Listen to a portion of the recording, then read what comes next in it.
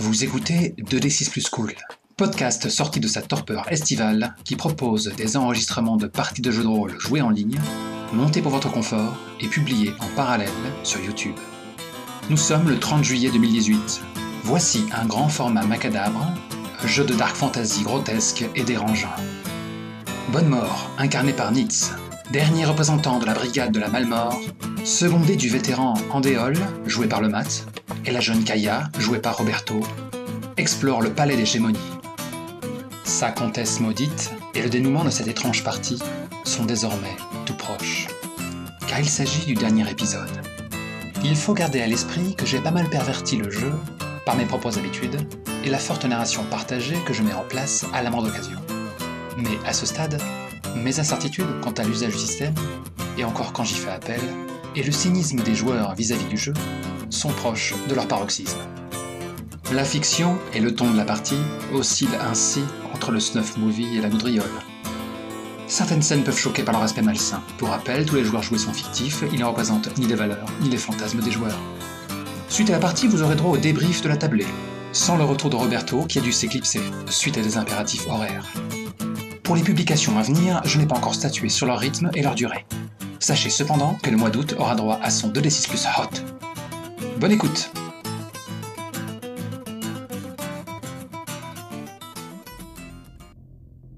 Il y a des sanglots et des rires qui accueillent ta présence, mais personne ne tire une lame, ces gens-là sont désarmés, à l'exception des différents colifichets qui sont en train de se figer dans le corps.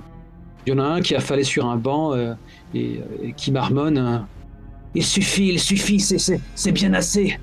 Mais un de ses compagnons s'empresse de lui ficher sous l'omoplate une nouvelle icône religieuse. Eh bien, Andéol essaie de traverser la pièce comme si de rien n'était pour essayer de passer à la pièce suivante. Est-ce que la troupe arrive à passer? Donc Andéol, toi tu traverses, il y a deux issues à la pièce. Personne ne fait quoi que ce soit pour entraver ta petite visite de cette chapelle. Il y en a même un qui s'approche de toi avec un autre de ses emblèmes de Solaria. Vous voulez essayer? Je pense qu'on lui... Enfin, moi, je lui réponds même pas. Vous êtes tellement circonspect, c'est un régal. Non, on s'attend au pire à chaque fois, en fait. C'est ça, le truc. Quand tu passes, toi, frêle jeune fille, belle naïade qui change un peu du public habituel, l'un d'entre eux déclare « Oh, comme Solaria est bon et beau en ses œuvres. Reste avec nous, cher ange. Apparition fugace. Ne m'approchez pas. Il y a tant d'objets que j'aimerais figer dans ta peau diaphane. » Oui, mais nous avons rendez-vous avec la comtesse. Cette dernière nous a fait mander, nous devons absolument aller en sa présence. Pouvez-vous nous indiquer où elle se trouve? L'érudit, dès l'instant où tu as osé hausser le ton et la voix, baisse les yeux, ce n'est pas un homme d'armes, il n'emmène pas large. Oh, si la comtesse veut vous attendre, il ne faut pas la faire patienter. Elle doit se trouver à l'étage, comme bien souvent. Dans son boudoir ou dans la salle du trône? Oh, difficile à dire à cette heure-là. Cela dépend de ses humeurs, elle est assez imprévisible. Mais pressez-vous, il ne faut pas la faire attendre. Pouvez-vous nous mener jusqu'à elle? Oh certes, oui. Oh oui, je le puis. J'aurais ainsi une excuse pour la contempler. Eh bien, mon cher, que votre sagesse nous guide. Ah, il est assez satisfait par cette petite flatterie, il se tourne vers ses camarades. Continuez, compagnons, continuez. L'illumination n'est plus très loin. Nous la touchons du doigt, soyez-en sûrs. Il se drape dans sa tunique et ouvre la marche, en se dirigeant vers la porte de droite, qui vous mènera en 2-3. Eh bien, allons-y. Juste sur le pas de la porte, il se retourne, il fait volte-face. Elle était prévue de votre arrivée, n'est-ce pas? Nous avons un message très important à lui porter, et il n'y a que elle qui peut en entendre parler. Mais est-ce que ces objets sont vraiment nécessaires? Il fait ça à l'attention de vos armes, encore fichées dans leur fourreau, ou des fourches qu'il passe difficilement inaperçues. Ce sera nécessaire pour la défendre de ce qu'il attend. Dépêchez-vous, c'est un message de la plus haute importance que nous devons lui apporter. Vous voulez dire qu'un danger nous menace? Je ne peux rien dire d'autre, c'est top secret, uniquement pour les oreilles de la comtesse. Top secret? Articule-t-il sans comprendre. C'est du latin? Peu importe, votre sagesse est votre plus grande richesse, la mienne est l'épée que j'ai à mon côté. Conduisez-moi jusqu'à la comtesse, elle saura la servir correctement. Il dodeline de la tête en buvant tes paroles comme du petit lait. Il a les dents d'une blancheur éclatante. C'est un privilège rare hein, en ces temps.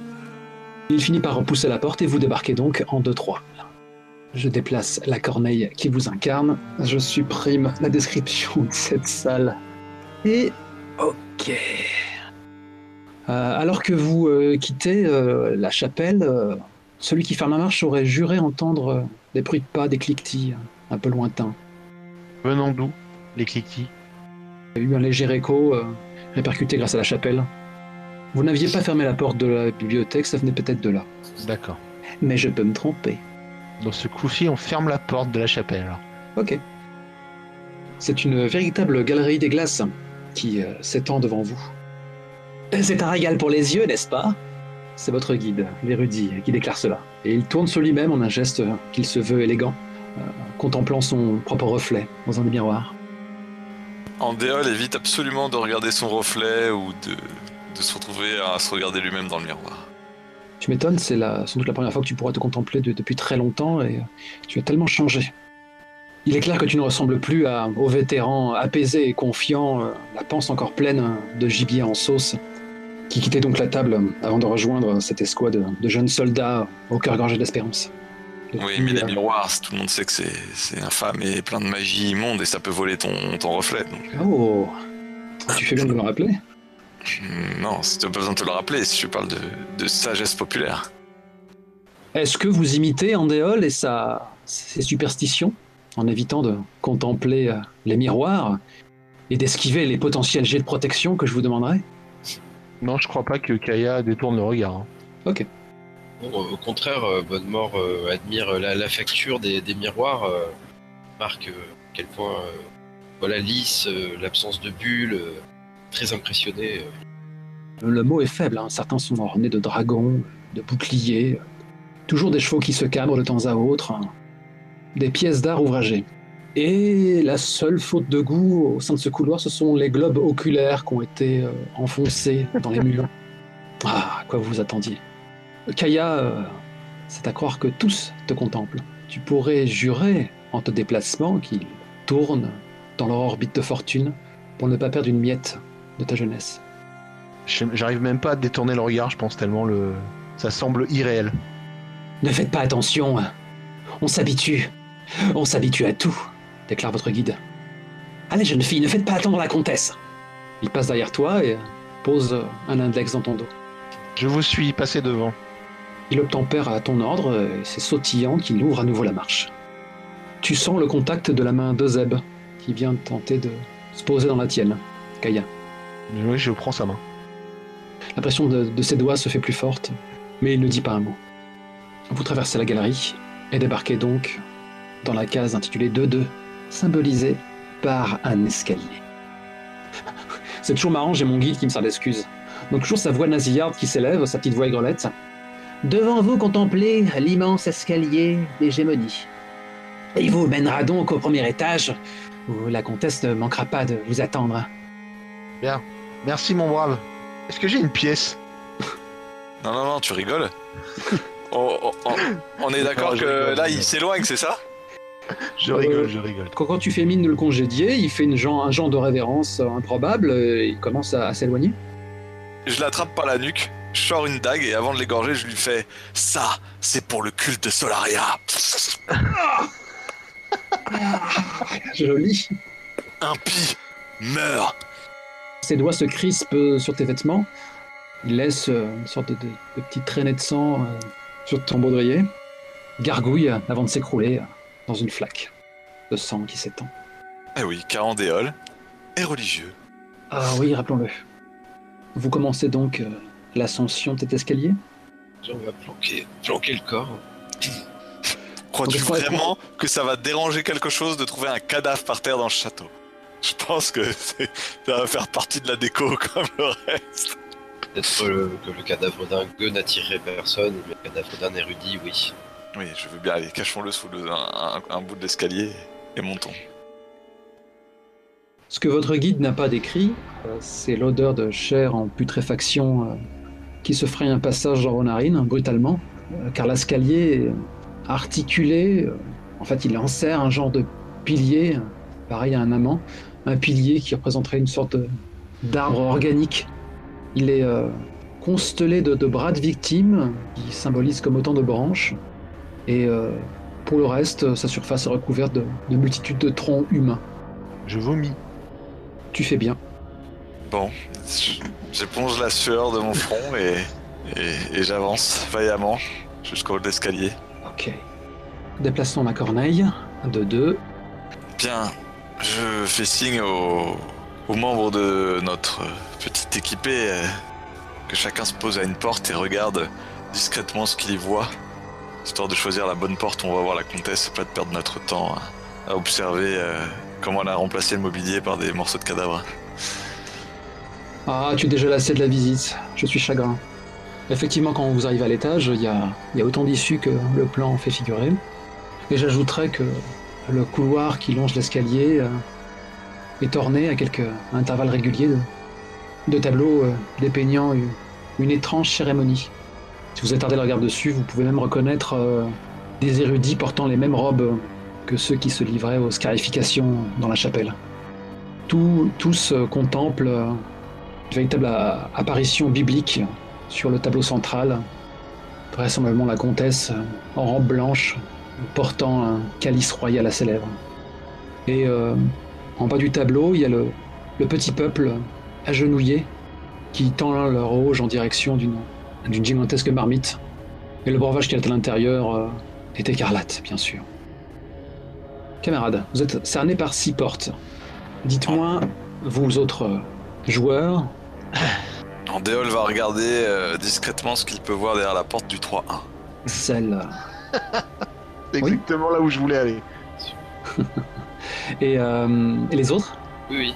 Au 3-1, donc. Ok. Il y a un petit air de piano un peu dissonant qui se fait entendre, mais il ne provient pas de cette porte-là.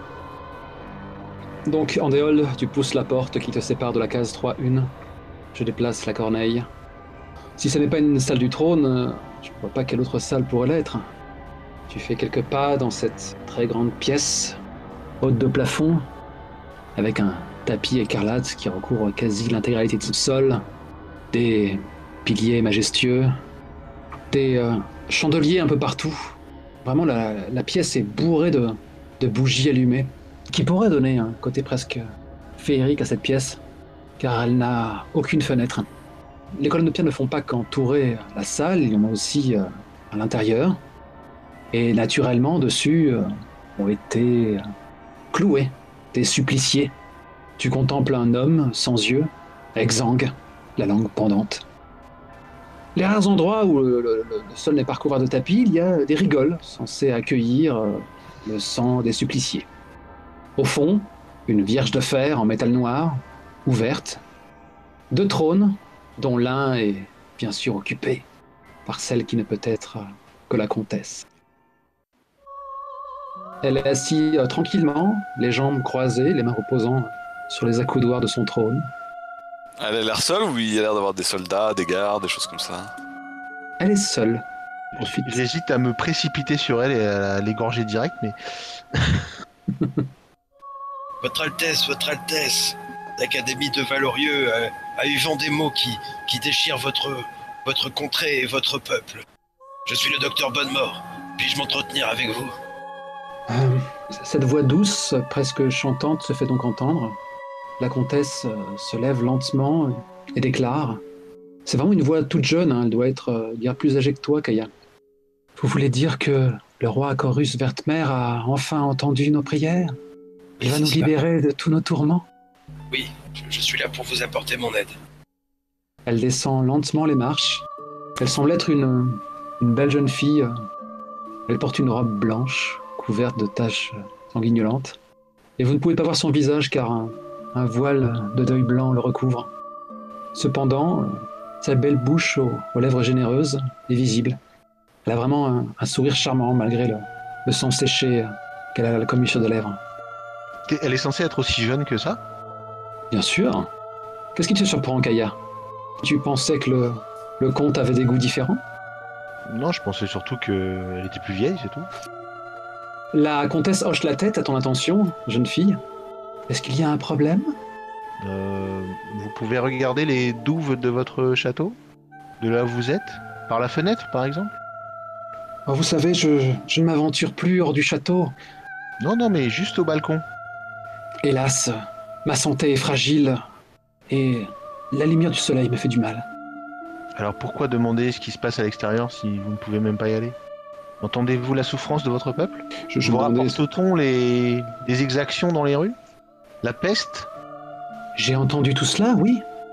C'est bien pour cela que je désespérais que le roi nous vienne en aide. Et vous, qu'avez-vous fait? À part attendre sur votre trône? Eh bien moi, j'ai partagé le don qui m'a été fait. Le don? Et Bien par sûr. quel don et par qui? Vous n'êtes pas au courant? Apparemment non. Eh bien laissez-moi vous conter mon histoire. Mon époux bien-aimé souhaitait me préserver du poids de l'âge. Il les aime jeunes, vous savez. Et il m'a fait boire le sang des êtres des étoiles. Et par ce geste impie, il a damné le royaume. Je l'ai puni, je le devais. Il avait commis le pire affront envers Solaria. Je pense que Kaya la regarde complètement médusée, quoi. Les êtres des étoiles. Oui, c'est comme ça que j'aime à les appeler. Le poids des ans ne me marquera plus. Mais ce n'est pas le seul don qui m'a été fait. Et j'ai voulu le partager auprès de mon peuple. Je l'aime tant. Le Quel bon don? peuple. Celui de Je la l'aime. folie furieuse? Vous avez dû affronter bien des souffrances pour cracher de tels mots. Vous doutez de la dévotion que j'ai envers tout un chacun? Si vous étiez vraiment si dévoué, vous entendriez que votre peuple meurt. Mon peuple ne meurt pas. Mon peuple change. Je vous assure que votre peuple meurt. Et je ne suis pas sûr que Solaria approuve ce genre de changement de toute façon. Est-ce que je peux m'approcher tranquillement d'elle? Bien sûr. Tente ta chance. C'est-à-dire, je dois faire des jets, j'ai quelque chose à faire ou... Bah, pour le moment, décris-moi ce que tu fais, et puis on verra. Pendant la discussion, je m'approche d'elle, je me rapproche, jusqu'à être à portée de l'âme. Tu devines que tu as désormais toute son attention. Elle hoche la tête dans ta direction. Tu ne peux pas voir son regard à travers le voile de deuil. Donc, si elle me laisse approcher jusqu'à portée de l'âme, je essaie de lui passer ma lame à travers le corps. Juste histoire d'en faire des caisses. Alors que tu t'approches d'elle en déole et qu'effectivement, elle ne fait rien pour s'éloigner de ta juste vindicte, elle déclare « Que souhaites-tu faire, vieil homme? Tu sembles vraiment me pointer du doigt comme si j'étais la cause de tous les maux. Tu veux m'ôter la vie au nom de mon peuple? Est-ce que tu le comprendrais mieux que moi? Sa comtesse légitime? Juste t'empêcher de leur faire le don de l'inhumanité. » Et j'abats ma lame. Là, tu entends sa voix qui se casse. On va peut-être même distinguer un sanglot écarlate alors que les larmes coulent sur ses joues sous le voile. C'est leur bien que je veux. Ça n'est que leur bien que je veux. Frappe donc, bourreau. Ôte-moi donc la vie. Et fais-moi ton jet d'esprit. Si ça se trouve, toi, le jeu, là, il est à contre-emploi. Tu vois, tu one-shot la comtesse et puis c'est fini. Ouais, mais c'est là que je vais faire un 6, regarde. Bien sûr que tu vas faire un 6. 2. Eh bien, vétéran, en déole, ôte donc la vie de cette frêle enfant. Hein, t'es plus à ça près maintenant.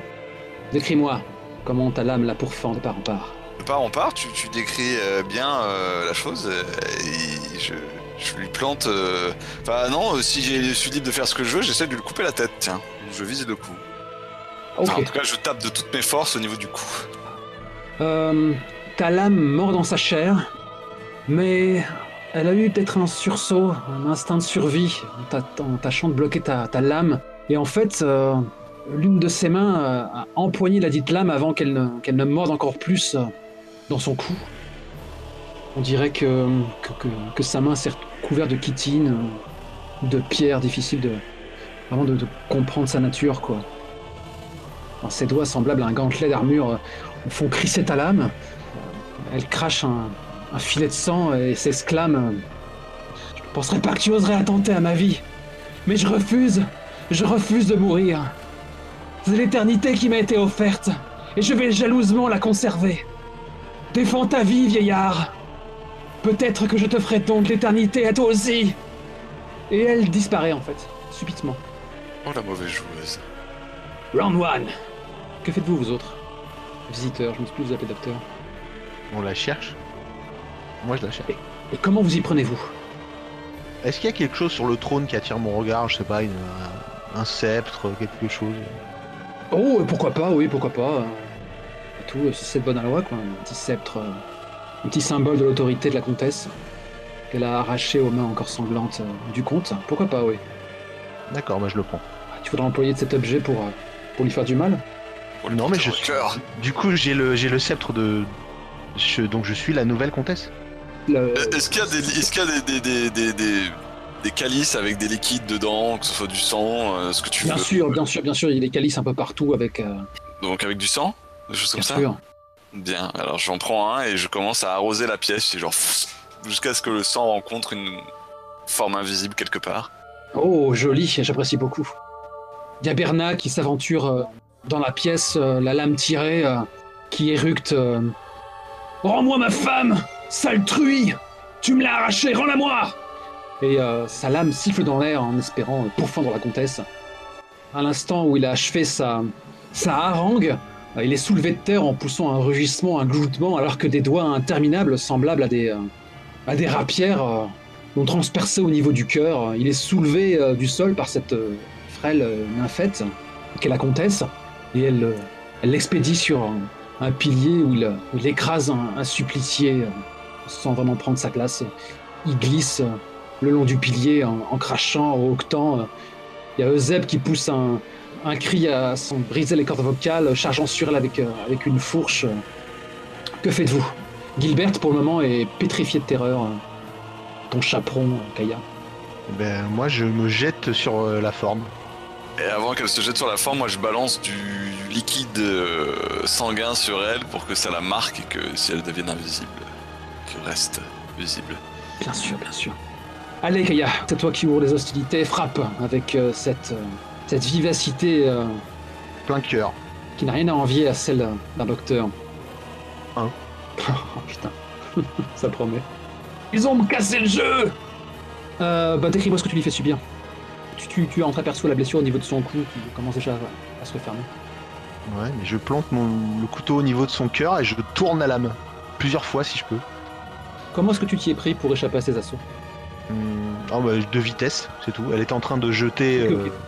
ce Donc pauvre elle a expédié Berna contre le mur, elle a un mouvement dédaigneux de tête dans sa direction, sa chevelure, pareil à une cape qui virevolte autour d'elle, et alors qu'elle se retourne pour te faire face et pour t'accueillir et te pourfendre de ses longs doigts interminables en les croisant au niveau de ton visage, en fait Je me suis juste baissé et hop.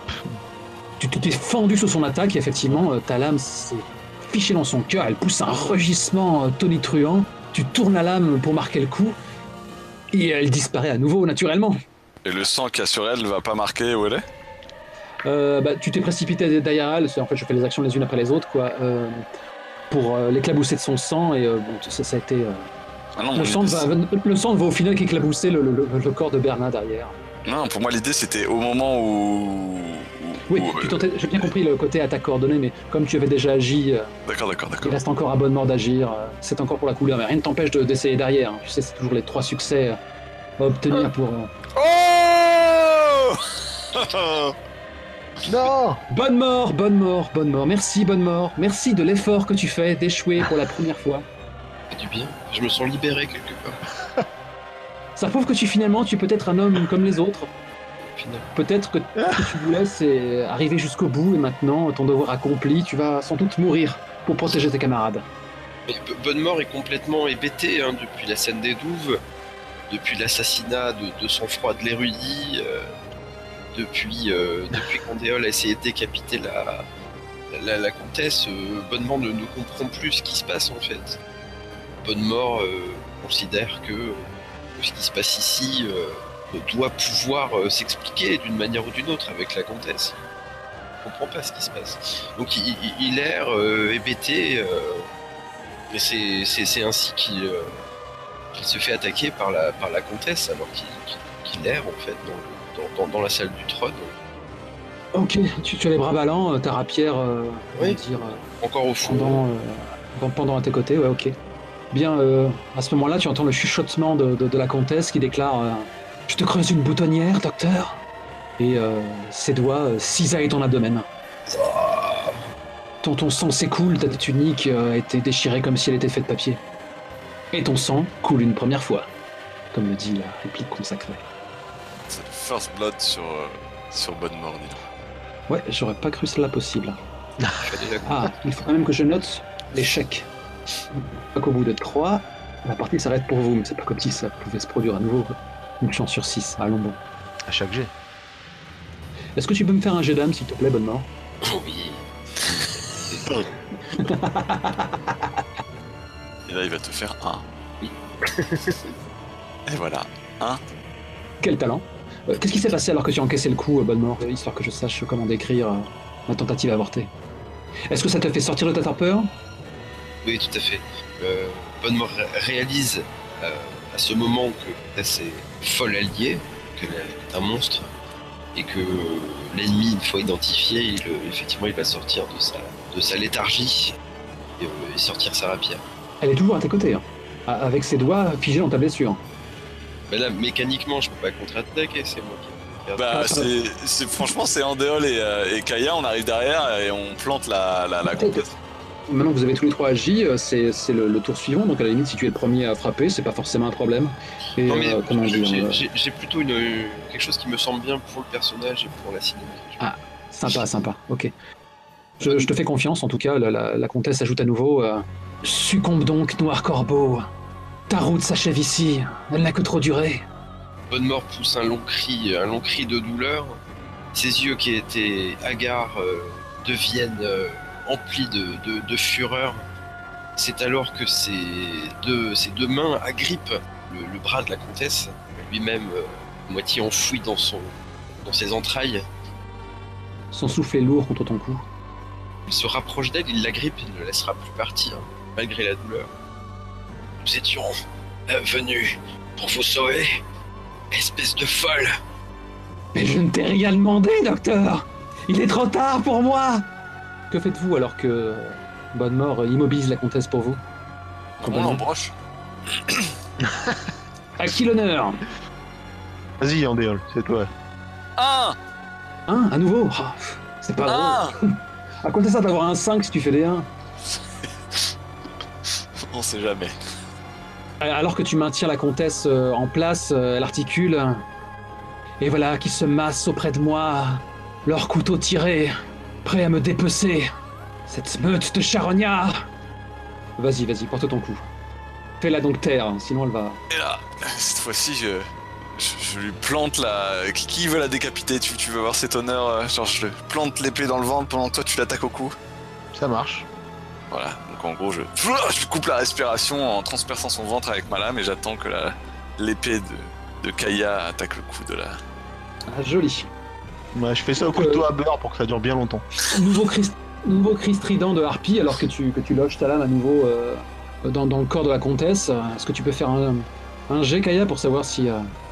N'oubliez pas qu'il faut au moins 3 succès avant de la décapiter. Vous n'en comptabilisez que... On en a 3, c'est bon. Ah, mais pour un seul docteur, rappelez-vous. Eh ben, moi j'ai un 2, donc ça marche. Ok. Sa tête va encore rester sur ses épaules. Peut-être que si tu insistes, il finira par céder. Je pense que du coup, de son bras valide, elle a à nouveau tenté de t'empêcher de la décapiter. Hein. C'est une très vilaine manière que vous avez là de vouloir séparer sa tête de son corps. Elle ne l'entend pas de cette oreille. Donc sa paume kitineuse accueille ta lame. Naturellement, t'as ta lame mort dedans. Ta lame, c'était une fourche d'ailleurs, non? Je sais plus qu'est-ce que tu... Couteau de boucher. Ses phalanges tombent sur le sol alors que ta lame lui fend la paume dans le sens de la longueur avant de s'arrêter au niveau du poignet. Quelle soif de sang! Que tu es belle en cet instant! S'exclame-t-elle dans un gargouillis. Que fais-tu, Bonnemort? Ils ont porté tous les deux un coup, mais pour l'heure, ça ne suffit pas. C'est ton tour. Naturellement, Euseb et Gilbert sont complètement sous le choc. Finish him! Bonnemort va continuer de ses deux bras à tenir celui de la comtesse. Ça, c'est sûr. Tu veux pas sortir ton crucifix et essayer de lui planter dans l'oreille ou l'œil? Oh, joli! Bah, Non, on non, va être en manque d'orifice bientôt. Hein. Il va garder ses deux bras pour la retenir. Ça bougera pas. Donc il lui reste que sa tête en fait pour frapper. Et donc il va essayer de la mordre au visage. Essaie donc de lui arracher un bout du visage. Ça devrait arriver, avec l'esprit qu'elle le tient. Ah. Bien, eh bien, je suis tout oui, Docteur Bonnemort. Que fais-tu donc à ce visage royal, aristocratique? Le docteur Bonnemort semble un moment désorienté. Doit-il lâcher la comtesse pour sortir sa rapière? Il hésite un court instant. Il repense à ses compagnons morts en chemin. Il repense à toutes ces épreuves. Il repense à tout ce peuple massé dans les douves. Une part de lui cède. Il se jette en avant, cédant en fait du bras de la comtesse. Il tire dessus et va pour la mordre au visage, au niveau des yeux et du nez. Il ne vise même plus. Il est devenu sauvage. Et tes dents se referment sur une prise? Que fais-tu par la suite? Bonnemort serre les dents sur le nez de la comtesse, attrapant son voile par la même occasion. Bien sûr. Il tire d'un coup sec en arrière, arrachant l'appendice et le voile de la comtesse. Ah là là. Un hurlement de la comtesse qui à nouveau disparaît, mais tu sens toujours son contact entre tes paumes, alors que tu affirmes ta prise. Elle réapparaît aussitôt. Tu es même accueilli par une pluie de sang, alors qu'effectivement tu lui as arraché le nez et que tu contemples ses yeux bleus injectés de sang. Mon visage, mon tout visage, Jocelyn l'Émettant, n'y a donc aucune limite à votre perfidie. Elle se débat avec toujours la lame que tu as fichée dans son corps en déole. Et en proie à une force soudaine, elle commence par repousser le docteur Bonnemort, en fait. Rassure-toi, c'est juste dans la couleur. Hein. Mais donc elle te repousse du plat de la main. L'air est brutalement éjecté hors de tes poumons alors que tu chancelles en arrière. Elle referme sa main valide sur la lame avec laquelle tu as pu la pourfendre en déole. Quand je vous aurai réduit à l'impuissance, ce ne sont pas moins de 1000 tourments que je vous ferai endurer. Que faites-vous alors qu'elle parle au lieu d'agir? Est-ce que t'as le sceptre? Est-ce que Kaya a le sceptre? C'est ce que j'allais dire. Ah oui. J'ai très peur. Colle-lui le sceptre dans la bouche là. Clark. Ouais, plutôt je visais l'œil moi en fait. Ah, l'œil c'est très bien. Je commence à appuyer le sceptre sur l'œil, tu vois, des deux mains vraiment à fond, sans me protéger ni rien, et j'essaie de lui enfoncer le sceptre à travers du crâne. Ok, fais-moi donc un jet. C'est la fête. C'est la fête. Pourquoi je retiens mon souffle quand vous faites un jet, franchement? Ouais, mais nous aussi, t'inquiète. Donc ça fait 3 succès pour un personnage. Exact. C'est son œil que tu...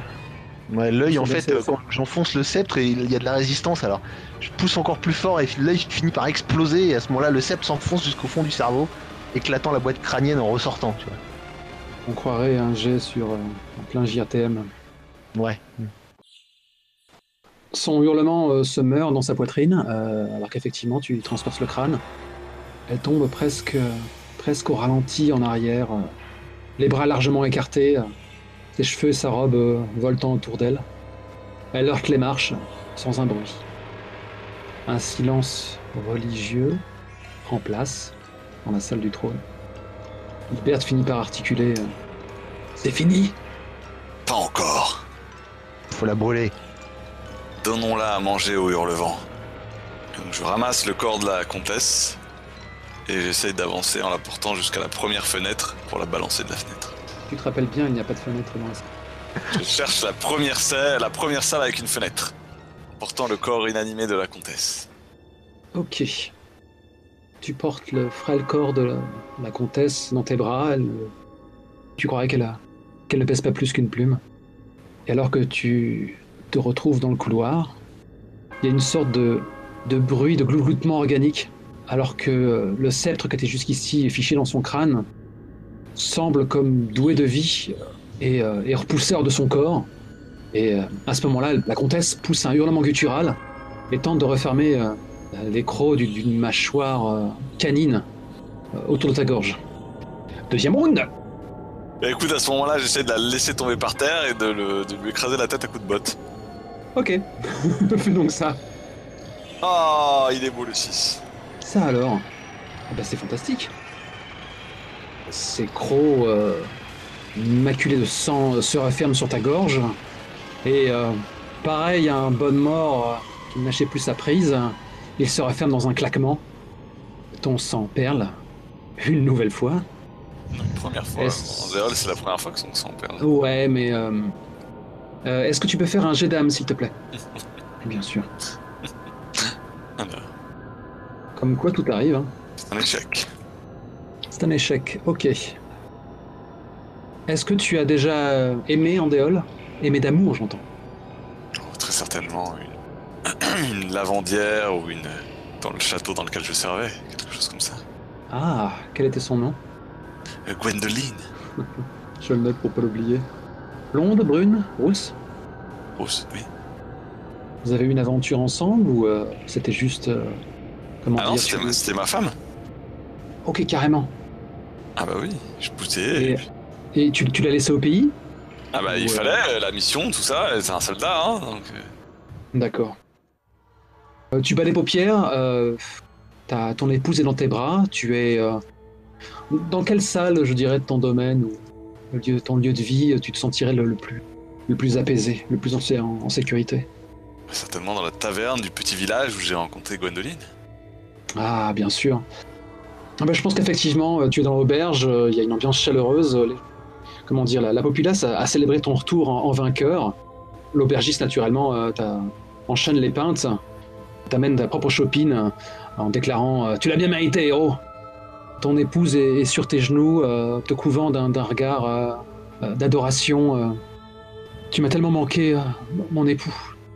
Tu ne souffriras plus. Plus jamais tu ne me seras arraché. Et elle t'embrasse fiévreusement et alors que tu t'abandonnes à ce délice, vos autres camarades, Kaya, Bonnemort, vous pouvez contempler le sourire béat qu'affiche Andéol alors que la comtesse le saigne et que tu perds un point d'esprit. Ça va prier. Est-ce que Kaya peut ramasser le sceptre et lui briser le crâne avec? Oh, ça me paraît une bonne idée. Tente ta Allez, chance. Go. Il n'y a plus aucune chaleur dans votre voix. Ah, 6. Ah, tiens. Ce lanceur est Je vraiment passe un jet bizarre. d'âme. Il y a que des 1 et des 6. Non. Andéol, tu es toujours tout à ton adoration, au bonheur d'avoir retrouvé ta compagne avec laquelle tu comptes bien vivre tes vieux jours. Le visage défiguré de la comtesse apparaît derrière elle. Elle a son sceptre dans les mains, elle s'apprête à la battre sur le crâne de ton aimé. Donc Tu sens évidemment, ton je courage. m'interpose et je frappe violemment la comtesse. Et j'imagine que mon poing arrive dans la Bien tête, sûr. dans le visage De Kaya. de Kaya. Évidemment, évidemment. En écoutant que ton courage, Ah, ça c'est directement une droite ce que tu as mis à l'abomination. Non, à moi. Oui, oui, non, mais... Je déclare cela du point de vue de Andéol. Ah, une première blessure, Kaya. Méfie-toi. Vas-y. Donc effectivement, le poing s'écrase avec un craquement dans ton beau visage. Aïe. Le Me point du péter le vétéran. nez. Parce que je pense que tu bascules en arrière et, Ah oui, et c'est tu clair. heurtes Le métal lamentablement par terre. tu heurtes un des tableaux que j'avais décrit précédemment, là, ceux qui décrivent la cérémonie du calice. Bonne mort. À notre secours, bon docteur, à notre secours. Euseb et Gilbert sont restés dans la salle du trône, ils sont en train de veiller aux bons soins de Bernin qui ne tardera pas à se changer en or-sang. J'ai réussi. Ok. Bonnemort dégaine sa rapière de son fourreau, court vers la comtesse pour lui porter un coup au cou justement. Essaie de lui transpercer le cou de part en part avec sa rapière. D'ailleurs, il y parvient. Ok. Du coin de l'œil, elle a vu ta lame prête à lui couper la tête, hors de la portée de son garde du corps providentiel, et au dernier moment, elle a retourné la tête et ses dents se sont refermées sur la lame. Naturellement, elle n'a pas réussi à la stopper totalement, et tu lui agrandis la commissure des lèvres, comme si la défigurer un peu plus à ce stade ne suffisait pas. Bonnemort profite de ce qu'elle ait saisi la lame avec ses dents pour essayer de faire aller la lame d'avant en arrière en fait et creuser un peu plus la commissure des lèvres de la comtesse et la pénètre profondément. Le charme est rompu, Andéol. L'ambiance chaleureuse de l'auberge a disparu, et avec elle Gwendoline. Tu as le poing ensanglanté, et à tes pieds se trouve Kaya. Que faites-vous? Bonnemort va continuer à trancher, donc on en entend. D'accord, donc c'est toi qui agis le premier. Fais-moi donc un jet. Oh, mais qu'est-ce qui se passe? Oh bah jusqu'au bout, on aura du challenge, hein. J'adore. Tant mieux, ouais, c'est incroyable.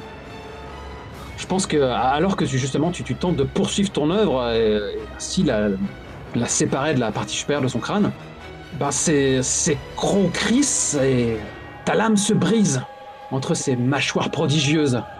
Et je pense qu'à ce moment-là, alors que t'es juste un peu hébété devant une telle prouesse, elle te pourfend de ses bras aux ongles effilés, pareil à autant de lames. Mais c'est plus le recul qui te sonne alors que tu valdingues et que tu vas t'écraser sur l'escalier. C'est-à-dire que tu es passé par-dessus la rambarde. Au passage, tu arraches un des fameux bras qui servait d'ornement à l'arbre immonde qui fait office de pilier central de cet escalier repoussant. Mais il interrompt ta chute et tu finis par rouler sur l'escalier à moitié couvert de viscères, tant qu'à faire.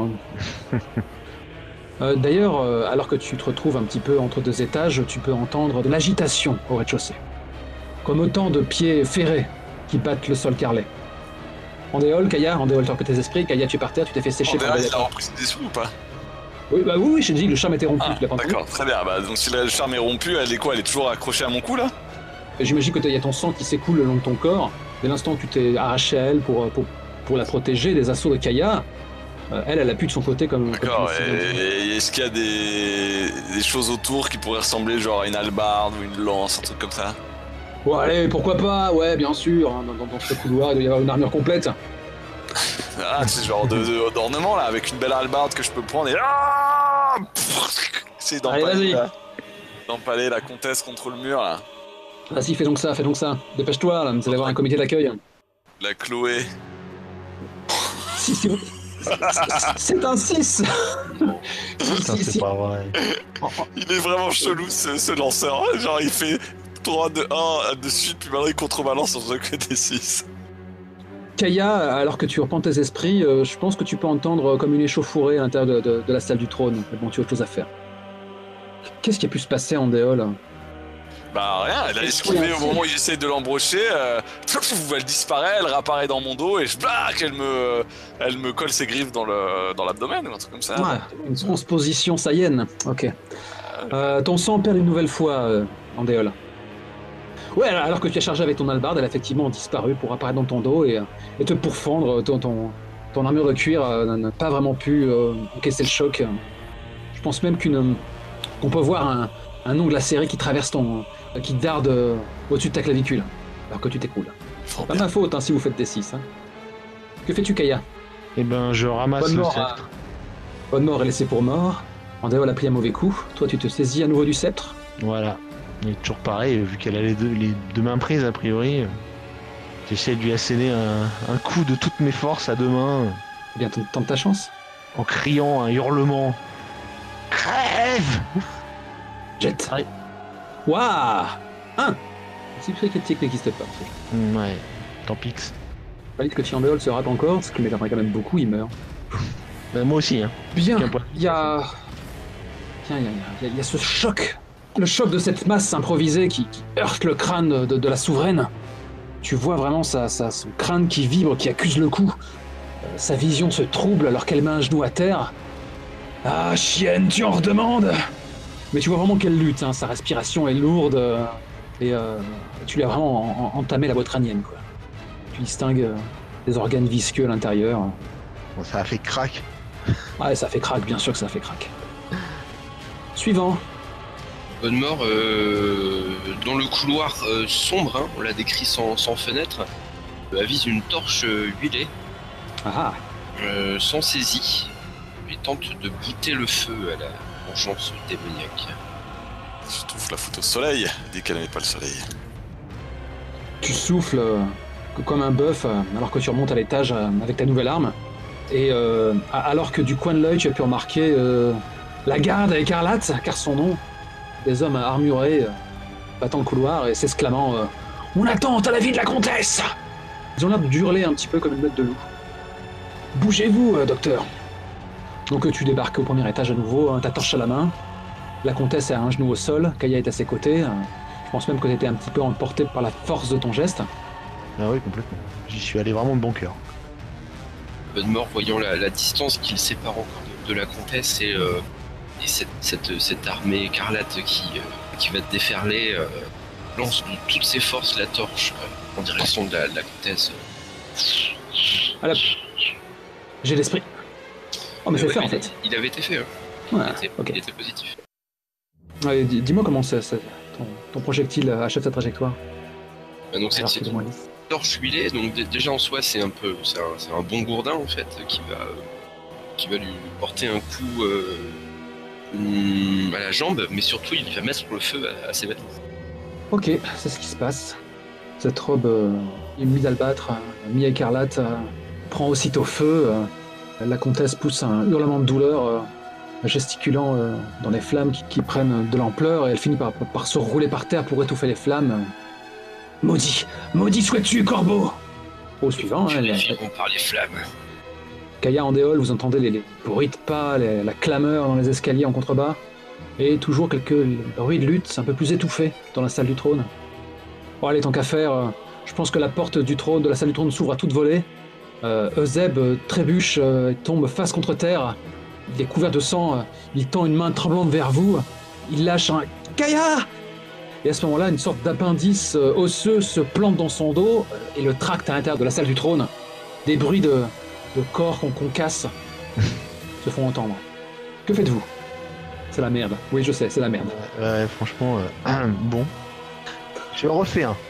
J'essaie de la bloquer, quoi, pour qu'elle puisse pas étendre le feu et qu'elle continue à cramer, quoi. Et comment est-ce que tu t'y prends? Est-ce que tu t'arc-boutes au-dessus d'elle? Est-ce que tu la surplombes et que les flammes te gagnent? Est-ce que j'ai quelque chose pour lui l'enfoncer dans le ventre et qu'elle bouge plus, quoi, qu'elle puisse plus rouler? T'as peut-être le bout de la lame brisé d'Andéol, pourquoi pas, quoi. Allez. Ou la hallebarde aussi qu'il a lâché, j'en sais rien. Ah bah voilà. Non, mais j'ai besoin de la hallebarde pour faire quelque chose. Ah bon, bah là non. Alors la lame, je prends la lame et je la cloue sur le sol. Je pense même que tu t'entailles les phalanges sur cette lame brisée, quoi, mais oui, c'est oui. pour la beauté du geste. Tu ploies de toutes tes forces sur la lame pour qu'elle la transperce de part en part et qu'elle rentre dans le carrelage ou le bois sur lequel elle repose. Voilà. Ok. Et donc, alors qu'elle se débat, elle plonge à nouveau son regard haineux dans le tien. Il y a son appendice nasal qui a commencé à lentement repousser, mais ses mains se referment sur tes avant-bras, commençant à entailler la chair, mais pour l'instant tout ceci est dans la couleur. Est-ce qu'il y a, au bout du couloir, il y a une fenêtre? Pourquoi pas? Très bien, avec ma hallebarde, je vais casser la fenêtre pour que les rayons du soleil frappent le corps de la comtesse. Ok. Mais pour cela, il faudrait que tu la tires plus proche de la dite fenêtre, pour que D'accord, le mais soleil qui est maintenant assez haut puisse faire moi, pareil. je vais d'abord changer le décor, c'est-à-dire péter la fenêtre pour faire passer la lumière, et je laisse aux autres qui ont déjà du succès le privilège de balancer le corps dans la lumière. Bah, fais-moi un jet d'esprit, hein. C'est de toute manière quelque chose qui te rapproche du C'est dénouement. réussi. Ah, il était temps, j'ai eu peur pour toi, mec. Tu risques ta vie, là.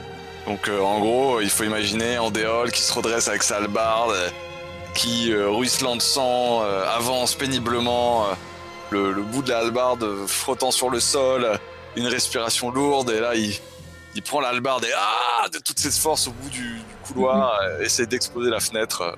Une porte attenante s'ouvre à toute volée et une sorte de noblio apparaît avec une épée à la main. Il a tenté de te transpercer en pure perte. D'accord, donc je suis dans le couloir, il surgit, En poussant un cri suraigu. Il m'arrête en pure perte, donc je lui colle le... Ouais, la lame se plante dans la rampe. Il a une sorte de petit cri étranglé, réalisant qu'il t'a découvert. Avec le manche, mais tu sais pas, avec la zone où il y a la lame, l'autre bout ferré, je remonte, paf, je lui tape sous la mâchoire. Ok. Pour l'étendre, et après je pète la fenêtre. Ok. Elle n'émet aucune résistance. Au suivant. Vous pouvez y Il y a de parvenir. la lumière maintenant qui est rentrée dans le couloir, on est d'accord? Oui. Bah écoute, on va essayer de la traîner, tout simplement. Et à qui l'honneur?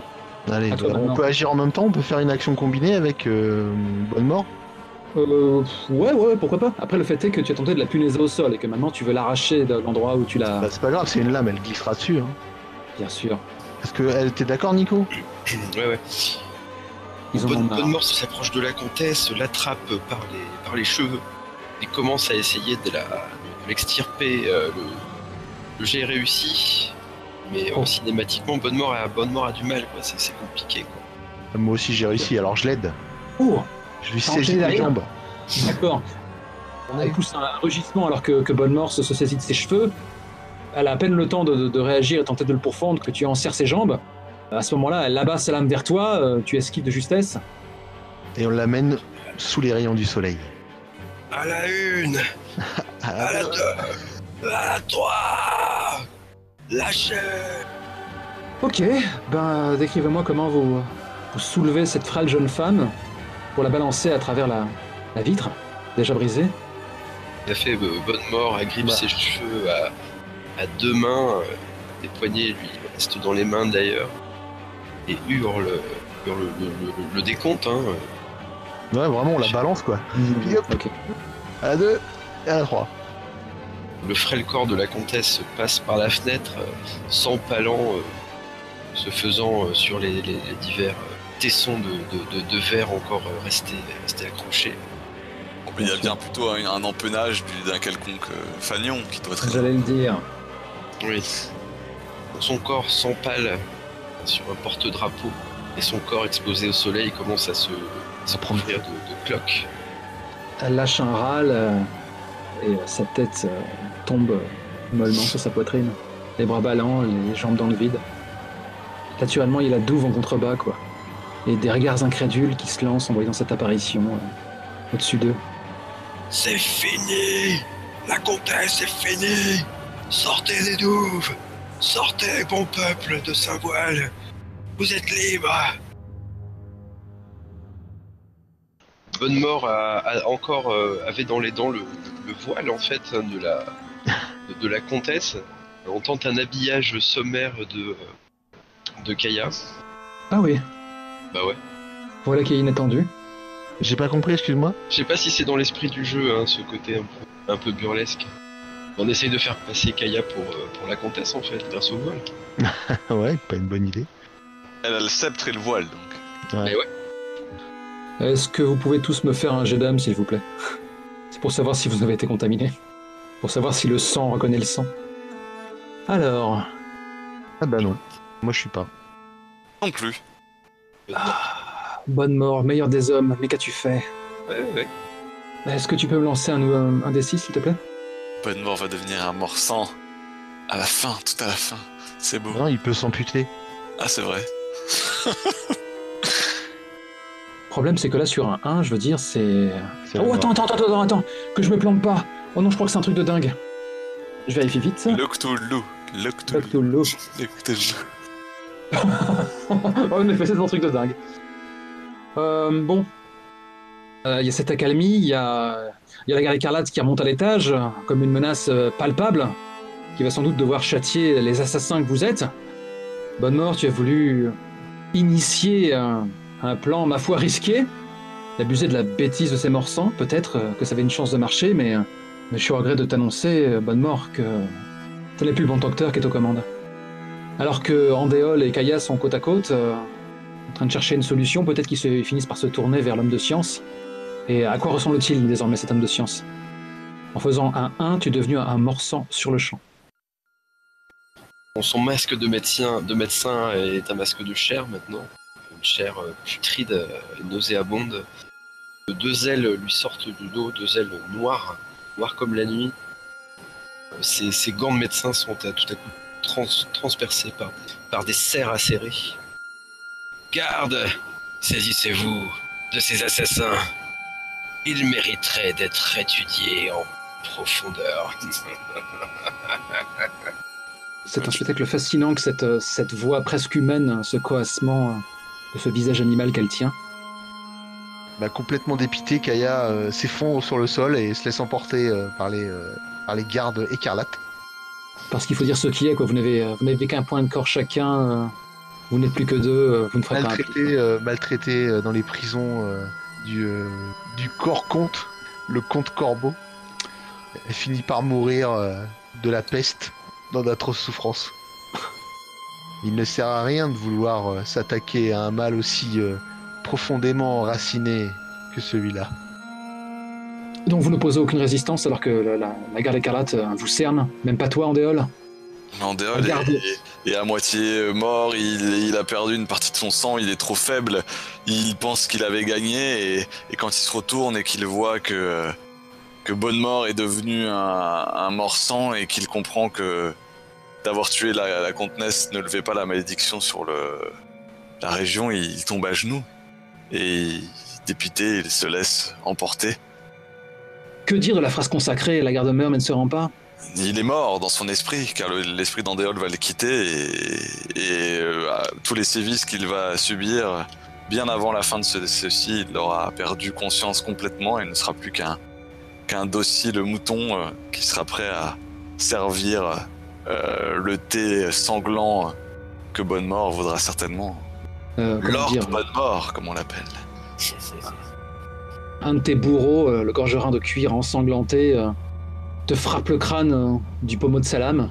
Ça ne suffit pas totalement à te faire part de conscience, alors qu'on te tracte dans les couloirs de la comtesse et que tu entends les rires gutturaux de nobliaux amusés par le spectacle. Je t'imagine bien, comte Bonnemort, descendre l'escalier à pas lents, avec les ailes interminables. Lord Bonnemort récupère le corps de la comtesse et la traînant comme un tas de chiffons, parcourt tout le château pour faire constater. Il tient aussi le sceptre de pouvoir à la main. Et tous s'agenouillent devant lui sur son passage. L'ère du corbeau est arrivée. Ok, je me dois d'ajouter quelque chose.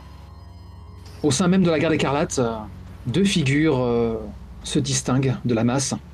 Ils sont armurés mais ont gardé leur bec de médecin de la peste. En ta présence, ils se découvrent. Et toi, nouveau prétendant au trône, tu as le lointain souvenir brumeux des docteurs Bartolone et Amoncourt, que le doyen Gamelin m'avait mentionné, dont vous étiez censé retrouver la brigade une fois sur Saint-Voile. Et cela déclare « Ainsi, tu vas te saisir du pouvoir, Bonnemort ?» Il faut bien que quelqu'un le fasse. C'est Bartolone qui a pris la parole et il s'est adressé à toi en usant des mandibules qui lui encadrent les lèvres. « Vois, la comtesse vit encore. » Et effectivement, certes, sa peau est noircie, son corps toujours transpercé par l'empennage du fanion sur lequel elle s'est empalée. Mais effectivement, tu constates comme une respiration imperceptible, comme des battements de cœur assourdis, et des spasmes, quelques rares spasmes, qui font tressaillir le corps de la comtesse. Bartolone ajoute à nouveau « Si tu veux poursuivre son règne, tu dois manger sa chair et ne pas en laisser une miette, sans quoi elle se relèvera, et je ne suis pas sûr qu'elle t'accepte comme nouveau monarque. » Bonnemort contemple cette poupée de chiffon à ses pieds d'un air dédaigneux, se penche sur le corps, et avec les serres qui lui servent maintenant de main, lui brise les côtes, arrache son cœur, et le porte à son bec, dans un flot de sang qui asperge tous ceux qui sont au premier rang, consomment le cœur de la comtesse. Je pense qu'on a juste des plans, des vues sur des bas-reliefs de la pièce où tu te trouvais, alors qu'on entend le bruit de ta mastication. Et alors que ton festin est achevé, Bartolone s'exclame « La comtesse est morte. Vive le comte Bonnemort !» Et à ce moment-là, la garde écarlate s'exclame d'une seule voix « Vive le comte! Vive le comte !» Et je pense que la vue s'éloigne et qu'on voit un corbeau qui assistait au spectacle sur la fenêtre brisée. Et alors le hurlevent s'élance à tire-d'aile pour apporter la triste nouvelle au doyen Gamelin. J'aurais pas prédit cette fin-là. On débrief ? Écoute, l'ensemble était sur tout ce qui s'est raconté du début à la fin. Malgré le système, on a fait quelque chose de sympathique et d'assez visuel, avec une bonne fin, un bon truc dans l'esprit. Moi, je suis vraiment content du résultat, mais alors c'est vraiment pas grâce au système. Pour vaincre la comtesse, il faut enchaîner 3 actions complexes. Donc techniquement, déjà, il y avait un round numéro 3. Mais ça marchait mieux tourner ainsi, n'est-ce pas ? Oui, de toute façon, vaincre la comtesse, tu t'en fous une fois que tu l'as vaincu. Le reste, c'est tellement en bordel, c'est tellement le chaos à Middenheim que.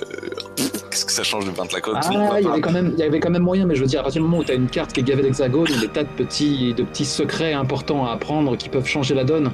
Ouais, bah oui. Là, de petits cheat codes qui permettent de vous faciliter la tâche. Le fait que vous ayez échappé à la garde écarlate au rez-de-chaussée me dépasse totalement. Ils ont fait leur petite ronde, mais vous les avez esquivés plus ou moins à chaque fois. Ok. Le problème, c'est que ça, on s'en fout. Enfin, je veux dire, ça, c'est de la touchette pour le MJ. Oh, Non, mais ça y est, il y va. Non, mais ce que je veux dire, je suis le premier à avoir fait ça, moi, en tant qu'MJ, à avoir inventé. Alors là, pendant que les joueurs le voient pas, le PNJ grec, il va faire ça dans son coin. C'est ce que j'appelle de la branlette de MJ. Je veux dire, si c'est pas à l'écran, ça n'existe pas. Le jeu de rôle, la seule chose qui existe, c'est ce que les joueurs voient. Ah, je suis totalement d'accord avec toi. Et donc, qu'est-ce qu'on s'en fout que tu nous dises que la garde écarlate, on l'ait raté et qu'on l'ait esquivé, c'est bien gentil, mais voilà, c'était pour toi, quoi. Tu t'es touché sur ça. Non. Alors, ne le prends pas comme ça. Non, mais c'est pas, je le prends pas mal. Il y avait, pas, mes termes étaient forts. Je suis pas agressif. Je dis juste que oui, ok, mais si tu veux, j'imagine bien que dans le bouquin il y a marqué, vous avez un petit pion de la garde écarlate. C'est pas ça que je voulais dire en avançant cet argument. Je parlais de la rejouabilité de jeu. Le jeu est conçu pour une expérience intense et sans pitié, où tu peux jouer jusqu'à une dizaine, peut-être même plus, autour de la table, avec un côté... Il n'y a pas ce côté... le fait d'en faire des caisses façon de D6 plus cool dans le jeu d'origine, je veux dire, tu es là pour avancer factuellement. Alors moi, c'est parce que ma ligne éditoriale étant ce qu'elle est, j'en ai fait des caisses parce que j'aime ça, parce que je kiffe ça, en dénaturant un peu le jeu, mais je veux dire, tu es là pour foncer dans le tas. Et c'est un jeu où il y a les côtés vraiment rejouabilité, le jeu, comment dire, de ce côté un petit peu exploration, voir ce qui va se passer, passer par différents hexagones et glaner petit à petit, amasser suffisamment de secrets. Tu repars avec des nouvelles équipes en mode voilà. Et les docteurs sont là pour dessiner directement sur la carte, noter des trucs en passant par là, ne passez pas par ici. Passer par ici, c'est un remède à la malmort. Passer par là, vous récupérez tel artefact pour vaincre la comtesse. Passer par ici, vous pourrez l'incapaciter à tel moment. Oui, et ainsi de suite. Passer par là, il y a un passage secret. Tu l'as pas du tout. Oui, c'est pas du tout. On n'a pas pu. Enfin, ton format fait qu'on ne peut pas l'aborder tel qu'il est pensé. Bah, bien sûr, parce qu'à la base, c'est un die and retry, donc. Exactement. Donc moi, je me voyais pas faire une vingtaine d'épisodes avec équipe A, équipe B. J'aurais pu. Hein, d'ailleurs, jeudi JDR joue beaucoup plus by the book avec une équipe A, une équipe B. Chacun fait son petit trajet. À la fin, ils se retrouvent. Mais ça, ok, mais pourquoi pas? Mais ça n'empêche pas que la mécanique. Elle est pas bien, quoi. Je veux dire, c'est pas avec une mécanique comme ça que tu vas faire un die and retry correct, quoi. Enfin, je veux dire, tu veux faire une expérience old school avec un peu de baston, de la découverte du machin, c'est pas avec une carac primordiale qui sert à tout et deux qui sont presque là pour faire de la figure. Enfin, je veux dire, on aurait mieux fait de jouer à pile ou face et ça aurait pas été moins bien, hein, ça aurait été très bien à pile ou face. Je veux dire, parce qu'on a fait du pile ou face techniquement là, en lançant nos dés. Et voilà, et on se serait aussi bien amusé, on aurait inventé la même chose, etc. Mais moi qui suis un grand fan du système Dozmater, là, le système...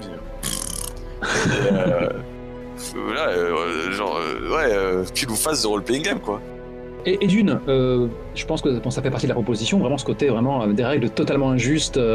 C'est pas d'être injuste, autant que ça apporte. Enfin, je veux bien un système ultra minimaliste et pas narrativiste, mais là on n'est même pas dans une sorte d'injustice, on est dans le système ne sert à rien, quoi. Laisse-moi terminer mon caneton. Je veux dire par là, donc il y a le côté, le fait que les docteurs tombent comme des mouches et qu'après il y a régulièrement des nouveaux personnages qui sont ainsi tirés.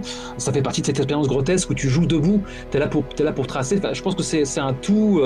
C'est un petit peu comme, je ne sais pas moi, le cinéma d'arrêt d'essai, n'est-ce pas? Et j'entends bien, j'ai rien contre ce principe de personnages qui vont crever ou qui vont recommencer, mais... Et je me fais l'avocat du diable, tu prêches à converti, moi-même étant excessivement séduit par la proposition, l'atmosphère, les hexagones qui me fournissent de quoi improviser sans trop me forcer, il est vrai que ça aurait très bien tourné avec Into the Odd, avec Sombre... Et exactement, genre Into the Odd c'est injuste, c'est random aussi, mais putain au moins ça tire la route, quoi. Tu sais, j'aurais été parfaitement capable, comme je l'ai fait avec Danger Patrol, de dès l'épisode 2, de faire « Et voilà, j'ai cuisiné un petit PBTA aux petits oignons !» Mais c'était pas l'idée. Non, mais je veux pas du tout un PBTA, moi, il y a pas de souci, mais on joue avec un vrai... Moi, il y a des super bons systèmes OSR, quoi, Into the Odd, on est un. Et celui-là n'en est pas un. Celui-là est une inintérêt complet. Le seul truc qui est cool, c'est la création des personnages. Où là, c'est sympa parce que au-delà des caracs, les petits bouts que tu rajoutes pour dire voilà, mon personnage, il est masochiste, machin, tout ça, etc. Mais même ça, on les a jamais utilisés, quoi. Il n'est pas exclu que j'ai fait de la daube, hein, expressément. Non, mais dans la mesure où les compétences, j'ai ok, mais normalement, le système OSR est censé être tellement facile d'accès, comme disait je sais plus qui, c'est comme des chaussons, je mets mes pieds dedans et je me sens bien, que t'es pas censé faire de la daube avec. Je suis pas sûr que le jeu se revendique OSR.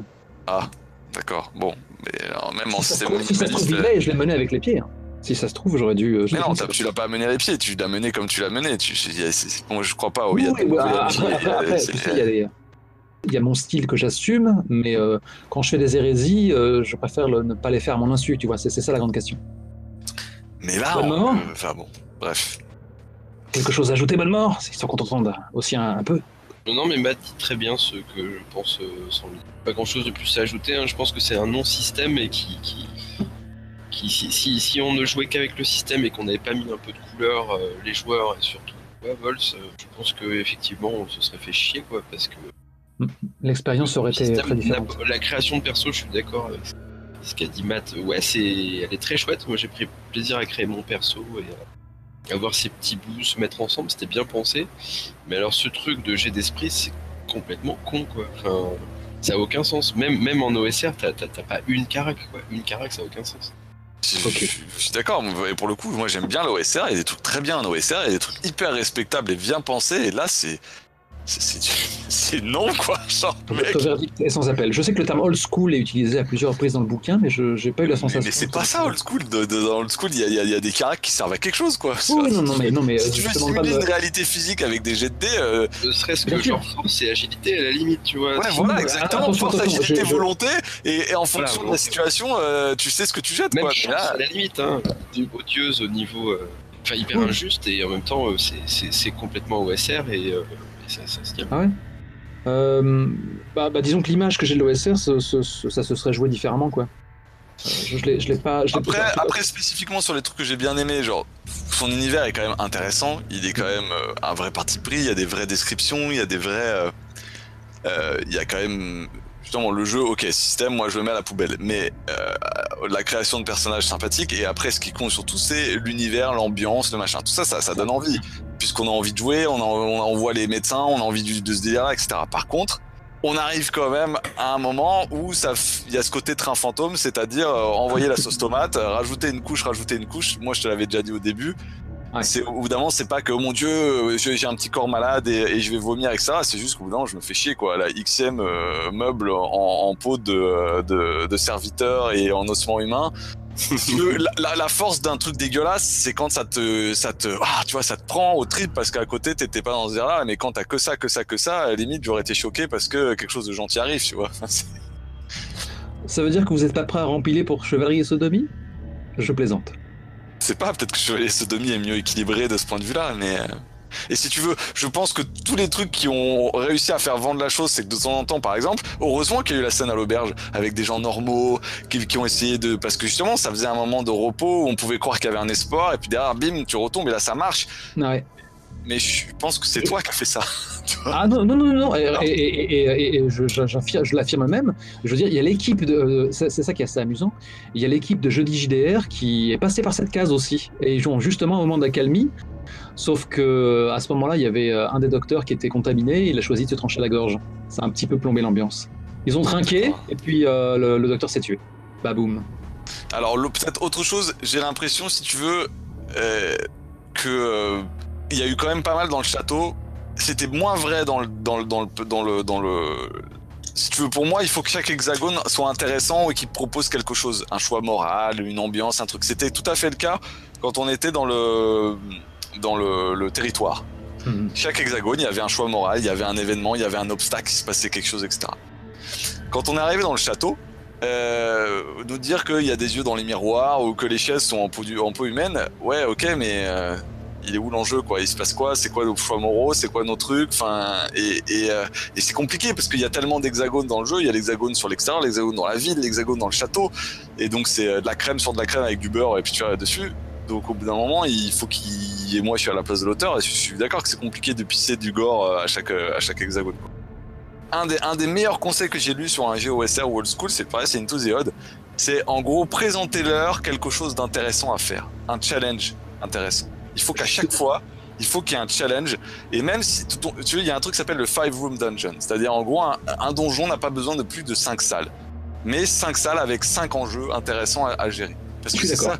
Et là, mais merde, 12 000 hexagones et avoir des moments où c'est un train fantôme et vas-y, je t'envoie le ketchup, c'est dommage. Alors que il y a des moments où ça marche très bien et il a bien bossé et ça fait des choses intéressantes, en particulier quand on est à l'extérieur.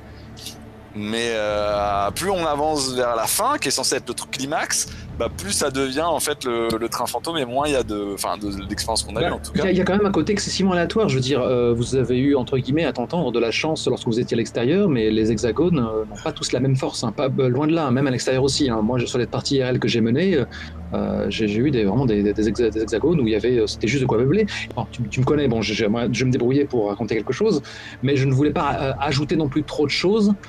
Sachant à quel point le système était létal et que je voulais pas mettre des difficultés plus qu'il n'allait en mais comme on revient à l'idée que la seule chose qui existe c'est ce que tu balances aux joueurs. Ce qu'il y a dans les bouquins on s'en bat les couilles. Ce qui compte c'est ce que le MJ va mettre sur le truc. En fait. Oh attends. Si j'avais plus aucun scrupule, il est clair que j'aurais gardé des cases intéressantes et je me serais contrefoutu de vos décisions des hexagones que vous visitiez et je vous aurais balancé des scènes intéressantes. Oui et non, tu peux pas. Oui, enfin voilà, je veux dire, t'as lu des trucs pour moi, à mon avis, tel que ça se fait, tu lis le truc d'une traite, tu le poses, tu le laisses décanter et au bout d'une semaine, tu joues le souvenir que t'as du truc. Ah. Et en fait, tu ne fais pas case par case en regardant tes notes, etc. Parce que, à mon avis, c'est les meilleurs moyens pour obtenir des trucs chiants qui tiennent pas la route. En plus, dans ton truc où tu veux faire de la mise en scène radiophonique, encore plus vrai, quoi. C'est-à-dire, en gros, tu joues le souvenir de ce que t'as lu. Et après, chaque hexagone est intéressant. Effectivement, tu t'en bats les couilles. Et ça, c'est très old school. C'est le MJ qui fait son Yamana derrière son écran. Et voilà, en fait, il n'a lu les descriptions d'hexagones que comme inspiration. Après, si t'as pas exactement joué le porcin numéro 23 sur la case 25, le joueur il le saura jamais, on s'en fout. Je sais pas. Après, moi, j'avais juste noté les mots-clés des hexagones et j'ai vraiment. Ce serait amusant d'utiliser cette formule. J'ai vraiment freestylé comme un porc. Mais t'en as d'autres où je préférais que vous passiez. Enfin, je préférais pas en faire des caisses et que vous passiez à autre chose, quoi. Mais c'est sûr que bon, si dans ces moments-là ça retombe et que tu sens que t'es arrivé dans une attraction qui te paraît un peu bâclée, c'est dommage. Et là où le problème, c'est que dernier boss, quand t'as rencontré la comtesse, c'est qu'elle a balancé son truc, je suis gentil, j'aide les gens, ça c'est très bien.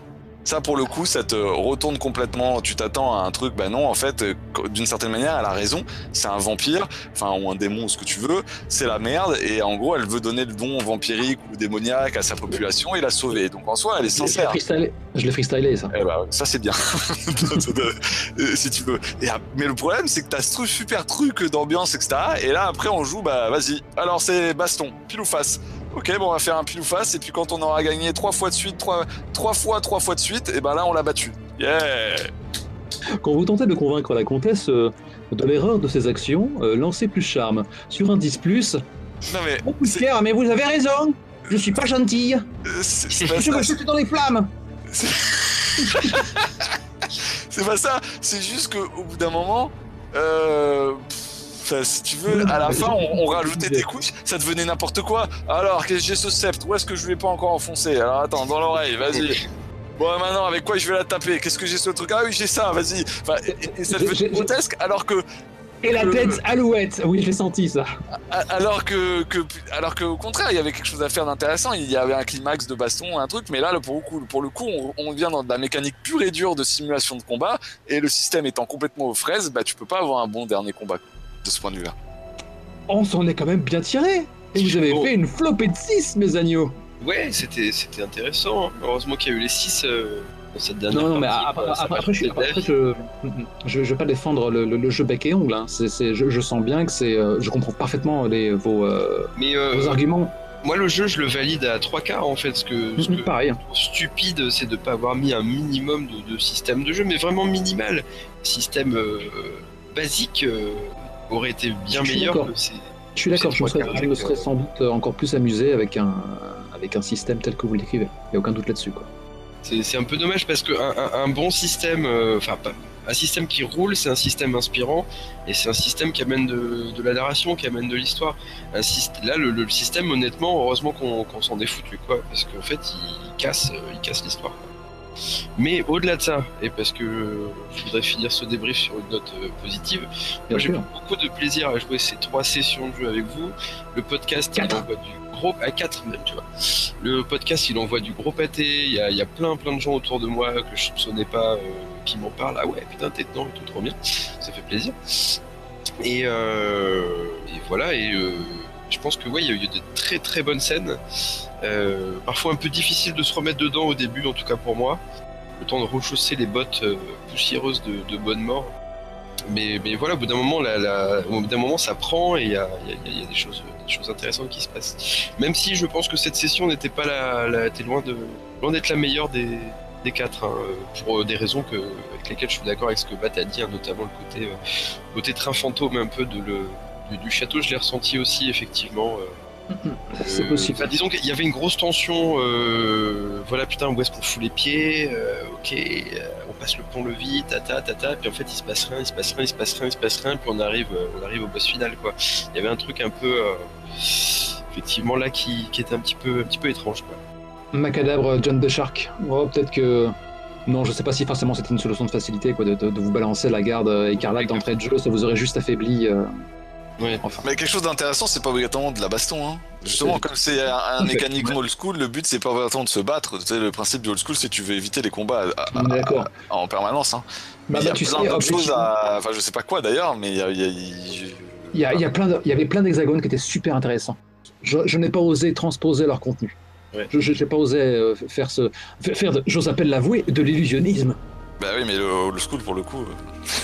Ça fait partie du jeu. Et c'est très bien, hein, c'est pas du tout une mauvaise chose. Le MJ illusionniste, quand c'est bien fait, c'est tout. C'est bien. T'avais des hexagones super intéressants et bon, vous n'êtes pas passé par là, quoi. Et puis voilà, j'ai pas osé. C'est bon, on en retire des enseignements. Comme je dis, moi j'ai beau être un peu virulent contre cette mécanique qui m'a un peu agacé, j'ai bien comme l'a dit Nitz, c'était super, les 4 séances c'était cool, on a mis une bonne ambiance, moi j'ai bien aimé, il y a eu des vrais trucs qui sont passés, c'était cool, enfin je suis très content d'avoir fait ça. Non, je suis très content de cette partie, j'aurais pas parié Coco. Et j'aime beaucoup la fin, et elle est super, que Bonnemort ça devienne Lord Bonnemort et tout, je trouve ça très bien, c'est super cool, enfin voilà, moi je suis très content, mais c'est pas grâce au système. Clairement. Voilà, c'est dit. Bon bah le mot de la fin du coup, camarade, docteur, on en a fini.